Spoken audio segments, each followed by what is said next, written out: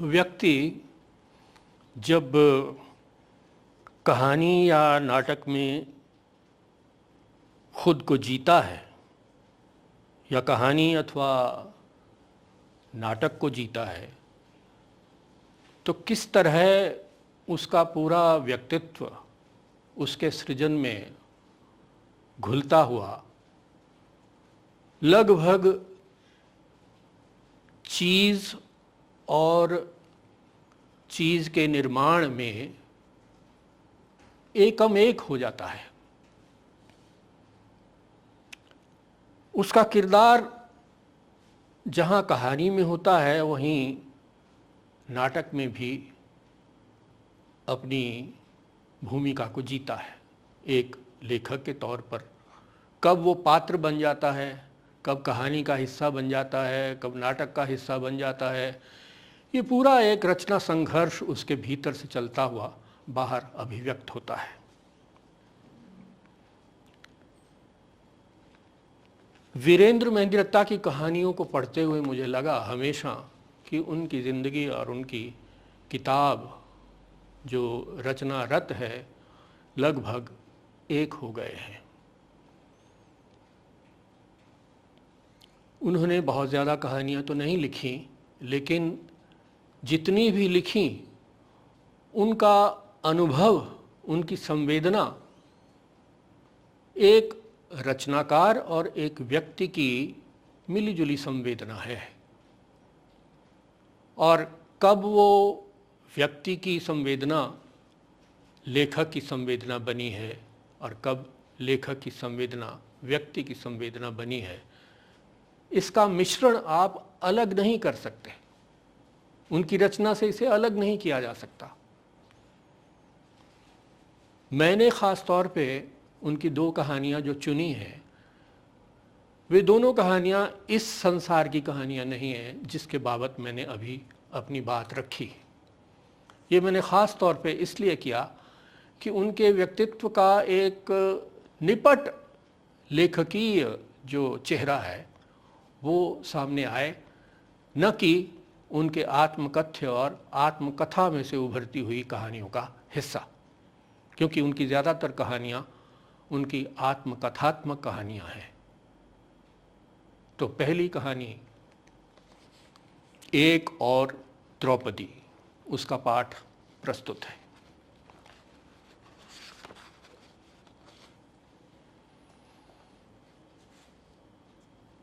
साहब जी, साहब जी, किताब पर से निगाह उठाकर देखा, सामने द्रौपदी खड़ी थी। गहरा काला रंग, मैले कुचैले कपड़े, हल्के घुंघराले बाल और हाथ में झाड़ू। द्रौपदी हमारी सफाई करने वाली लड़की है, औरत कहिए, औरत ही कहना चाहिए। हालांकि वो कहने को जमादारिन है, पर मैं उसे उसके नाम से ही पुकारना पसंद करता हूँ। साहब जी, मेरी बच्ची 7 दिन से बीमार है। अस्पताल की दवा से तो कोई फ़र्क पड़ा नहीं। कुछ रुपए मिल जाते तो किसी डॉक्टर को दिखा आती। अब बीबी जी तो बाज़ार गई हैं और नाराज़ भी बहुत हैं। आप ही दया करें तो जन्म जन्म एहसान नहीं भूलूंगी। मुझे बड़ा अजीब लगा। उसने ये कैसे सोच लिया कि बीवी जी को नाराज़ करके मुझे खुश रखा जा सकता है। मुझे लगा द्रौपदी ने मेरी चोरी पकड़ ली है। कई बार उसके फटे पुराने कमीज़ में से झांकते हुए स्वस्थ देह पर ढीले ढाले कुर्तों में से झलकती गोलाइयों की तरफ मेरी निगाह गई है। गई ही नहीं, कई बार तो टिकी भी है। लगता है द्रौपदी ने मेरी निगाह के स्पर्श को महसूस किया है और मेरी इस कमजोरी को भुनाने चली आई है। मैं तो इसे अनपढ़ गंवार और फूहड़ समझे बैठा था। कई घरों में काम करती है, कई लोगों से वास्ता पड़ता है, घाट घाट का पानी पिए है।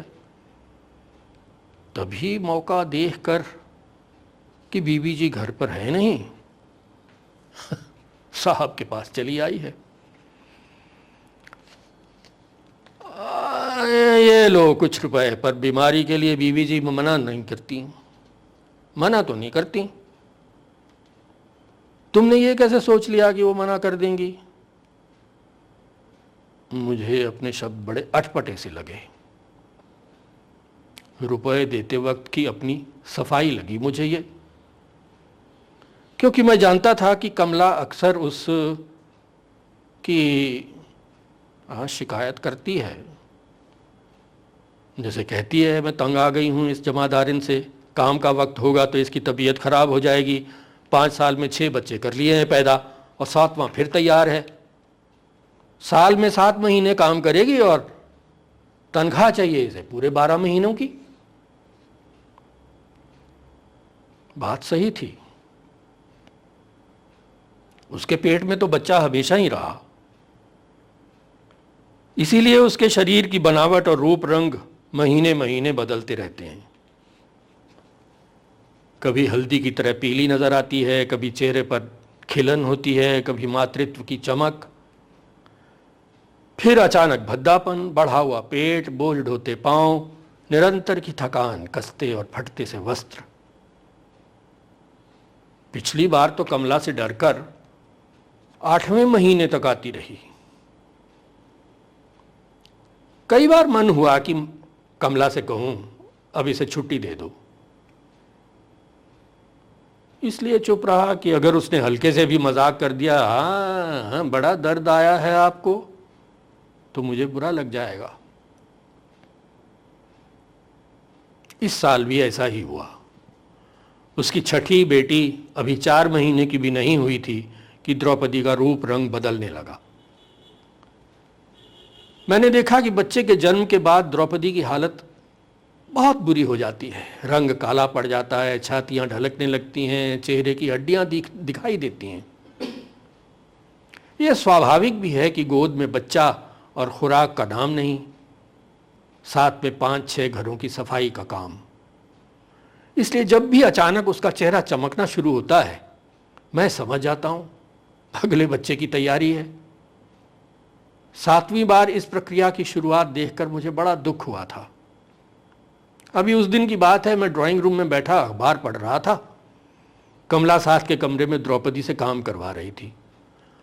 अब बीच बीच में बातें भी हो जाती थी उनकी। जैसे कमला कह रही थी, इस बार ऑपरेशन करवा डाल, तो उसका जवाब था, मानते ही नहीं, मैंने तो पिछली बार भी कहा था। मानता क्यों नहीं? क्या बताऊं बीजी, बात करती हूं तो मारने को दौड़ते हैं। कहता क्या है, कहना क्या है, हम औरतों की कोई जिंदगी है? दिन भर मेहनत मजूरी करो, रात को नौच खरोच सहो। कुछ बोले तो डंडों से मार पड़ती है। मैं अखबार बंद करके उसकी बातें सुनने लगा। कमला कह रही थी, मारता भी है। द्रौपदी ने झट से फर्श पर बैठते हुए पीठ से कुर्ता उठाते हुए कहा, देख लीजिए। मैंने देखा, पीठ पर नील पड़े हुए थे। बड़ा जालिम है।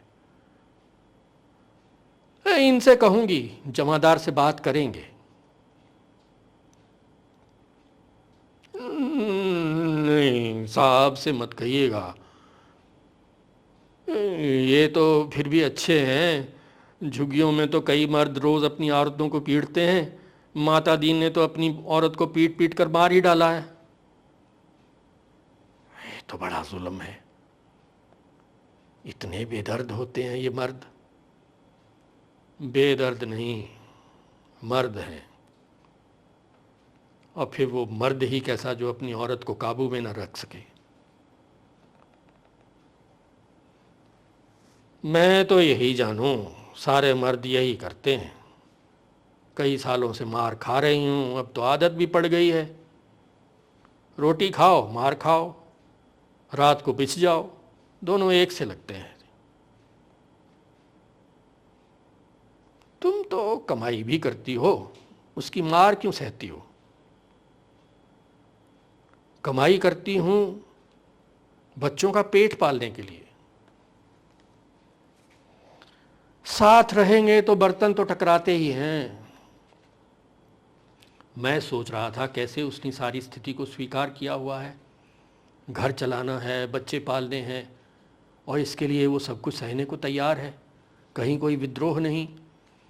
समान अधिकारों की तो बात ही गायब है, सवाल ही नहीं उठता।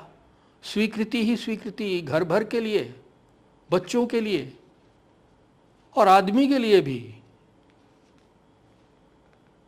इस सब के बावजूद मैंने सोचा कि द्रौपदी के आदमी से बात करूंगा। किसी सरकारी दफ्तर में काम करता है, होगा तो जमादार ही। हर इतवार काम करने वही आता है। दफ्तर में छुट्टी रहती है, इसलिए इतवार के दिन द्रौपदी के काम का जिम्मा उसी का होता है। द्रौपदी घर पर रहती है और बाहर के सारे काम जमादार निपटाता है। कुछ थोड़ी बहुत ऊपर की कमाई हो जाती है, हालांकि दोनों ही जी तोड़ मेहनत करते हैं। बाहर के कामों में उनका ये तालमेल देखना अच्छा ही लगता है। अब घर पर वो उसे मारता है तो ठीक तो नहीं है। सवाल मुझे ये तंग करता रहा कि द्रौपदी का ऑपरेशन क्यों नहीं करवा लेता। इतवार को मैंने जमादार से बात की। देखो, वैसे तो तुम्हारे घर का मामला है, मेरा दखल देना ठीक नहीं लगता, पर मैं तुम्हारी भलाई के लिए ही ये बात कर रहा हूं।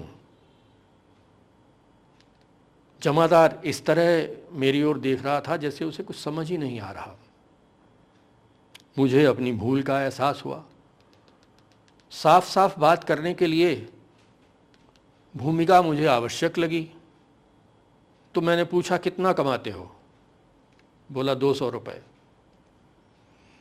6 बच्चे और 2 तुम, कुल 8 जी, और एक अब आने वाला है।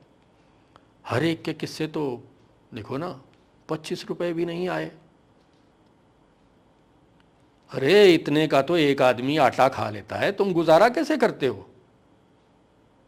बच्चों के कपड़े लत्ते कहाँ से आते हैं? और फिर शरीर भी तो ठीक नहीं रहता, अस्पताल के चक्कर लगाते होगे। ये सब कैसे बंदोबस्त करते हो? आप लोगों की मेहरबानी से हो जाता है भाई। अगर तुम्हारे इसी तरह बच्चे होते रहे तो कैसे चलेगा? इस बार ज़्यादा सोचो नहीं, द्रौपदी का ऑपरेशन करवा लो। कैसे करवा लूं साहब?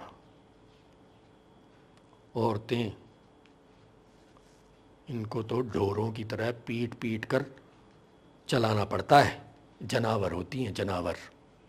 है क्या कह रहा है?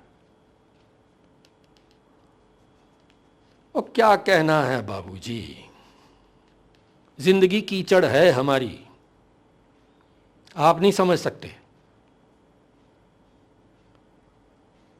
कल को भाग जाएगी किसी के साथ तो पेट में बच्चा हो तो लुगाई भाग नहीं सकती। वो दार्शनिक हो गया था। मार पीट कर इन औरतों को काबू में न रखा जाए तो ये घर घर की खाक छानती फिरे। अच्छा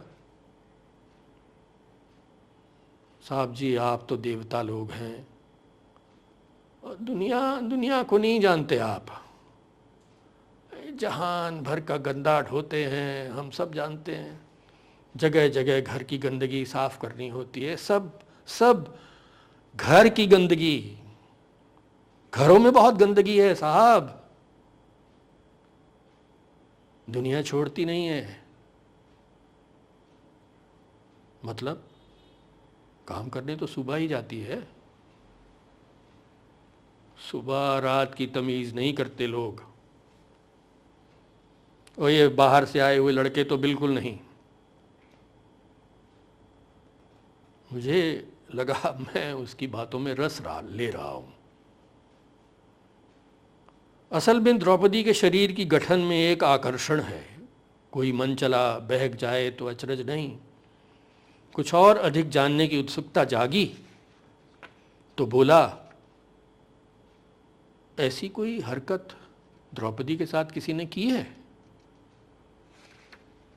साहब पिछले महीने की बात है, 27 नंबर की कोठी के ऊपर वाले कमरे में जाने कहाँ ऐसे एक आया हुआ लड़का रहता है, लंबे लंबे बाल बना रखे हैं, जोकरों की तरह कपड़े पहनता है। उस दिन द्रौपदी झाड़ू दे रही थी तो उस लड़के ने बटुए से 10 का नोट निकाल कर उसे दिखाया और चिटकनी बंद कर दी। उस दिन तो किसी तरह फटकार कर निकल आई है, पर जनाब औरत की ज़ात है, फिसल भी सकती है। झटका सा लगा मुझे।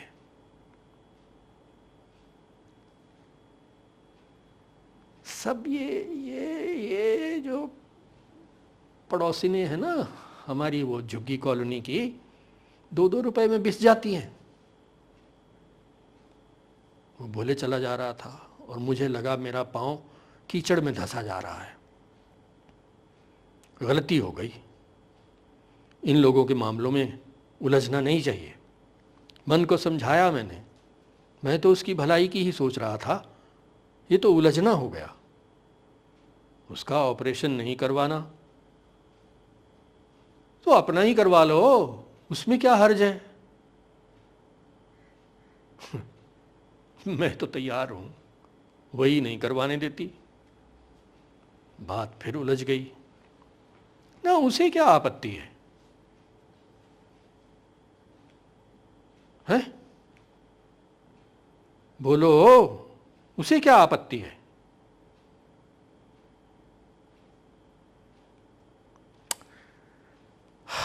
क्या बोलूं? फिर कई दिन बीत गए, कमला घर पर नहीं थी।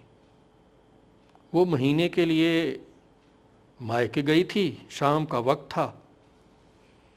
मैं अपने कमरे में बैठा कुछ लिख रहा था। द्रौपदी दबे पांव कमरे के भीतर आई। मुझे पता नहीं चला। अचानक उसके पांव की झांझरों की खनक हुई तो मैंने उसकी तरफ देखा, हैरान ही रह गया। द्रौपदी तो बहुत सजी धजी थी, शलवार कमीज, लाल दुपट्टा, ओठों पर लिपस्टिक, आंखों में सुरमा, पुतलियों में एक अजीब सी चपलता। अरे उसे तो पहचानना भी मुश्किल था। और शाम को तो वो कभी आई भी नहीं। क्या बात है द्रौपदी, कोई त्योहार है आज? नहीं तो, आपको ये कपड़े अच्छे नहीं लगे? नहीं अच्छे हैं, मैं तो वैसे ही पूछ रहा था, कहीं बाहर जा रही हो? नहीं तो। गर्दन को झटकते हुए ऊँटों को मोड़कर उसके कहने का अंदाज कुछ निराला ही था। द्रौपदी ने संभल कर 2 कदम बढ़ाए मेरी तरफ। आप तो हमेशा काम में ही लगे रहते हो। आपके कमरे में आते डर भी लगता है। नहीं ऐसी क्या बात है, चलिए आया करो, ऐसी क्या बात है? मैंने कभी कुछ कहा तुम्हें? तभी तो डर लगता है कि आप कुछ कहते नहीं हो। अच्छा,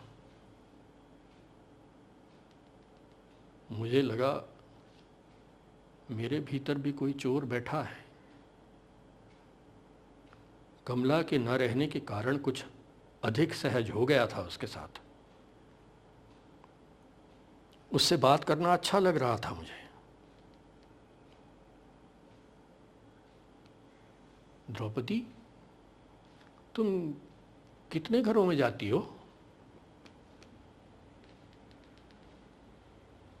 यही कोई 5-6 घरों में। और मिलता क्या है तुम्हें वहाँ? 10-10 रुपए दे देते हैं, कहीं से 10, कहीं से 20, कोई कोई 30 भी देता है। अच्छा, 30 भी?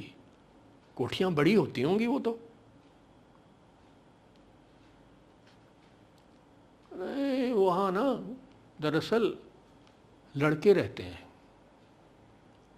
और बीबी कोई नहीं, लड़के ही लड़के हैं।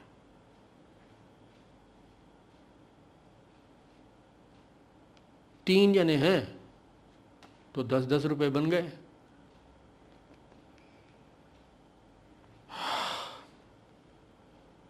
खुश हो?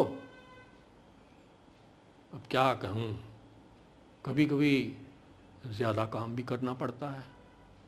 मतलब जास्ती काम, समझे ना, जास्ती काम। बात मुझे समझ में तो आ रही थी और मेरा ध्यान कहीं अपनी किसी स्मृति में भी था। मेरा एक मित्र हुआ करता था, मनमोहन। वो अक्सर बताया करता था अपनी काम करने वाली के बारे में। अजीब बात थी। कहता था, ज़रूरत पड़ती है तो काम ज़्यादा भी करती है, जास्ती काम। द्रौपदी की बात मुझे समझ में आने लगी। कहता, जास्ती काम में ज़रूरत तो उसी की ही होती है, मेरी कम। मेरी ज़रूरत होती है तो 10 रुपए दे देता हूँ, उसकी ज़रूरत होती है तो 5 में काम चल जाता है।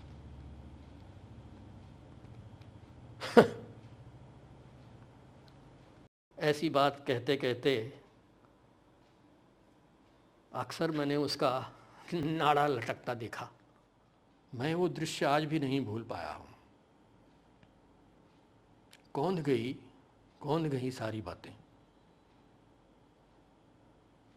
द्रौपदी सामने खड़ी थी, मुस्कुराती हुई, बालों की लट को उंगली में लपेटे, दुपट्टे को समेटती, गर्दन दाईं कभी बाईं और कभी एक पांव पर बोझ ढालती और कभी दूसरे पर।